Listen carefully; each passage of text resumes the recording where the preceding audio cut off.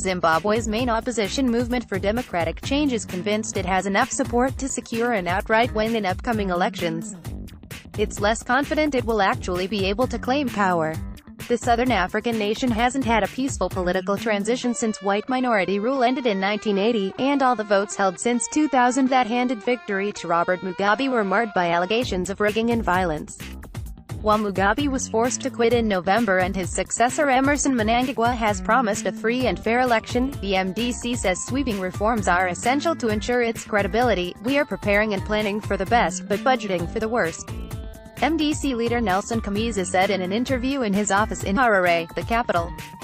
"The worst is obviously a rigged election, a blocked transition, where we have victory but the military or some other force refuses to accept the will of the electorate."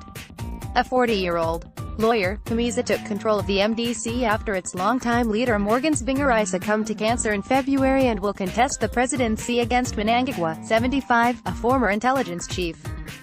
The MDC has allied with 6 smaller opposition parties for the vote, which must be held by August 22. Ballot concerns. While the opposition isn't anticipating a repetition of the numerous murders and rape and arson attacks that marred previous campaigns, it has concerns about controls over the ballot papers, the integrity of the voters' roll and the composition of the National Logistical Commission, which will run the election, according to Chamisa.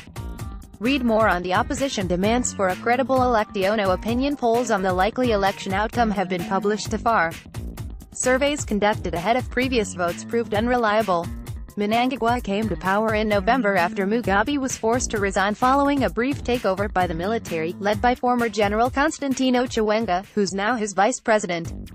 Rashweet Makundu, an analyst at the Zimbabwe Democracy Institute, said the ruling Zimbabwe African National Union Patriotic Front may resort to intimidation and violence if it sees its grip on power under threat. The electoral playing field is still very much tilted in favor of ZANU-PF, starting with control of the electoral process and the Zimbabwe Electoral Commission, which is staffed by known ZANU-PF loyalists, he said. ZANU-PF has dismissed concerns about rigging and says it will easily win what will be a fair contest. "We've invited observers from around the world, including the European Union, because we want this election to be acceptable both at home and abroad," Simon K. Amoyo, a ruling party spokesman, said by phone.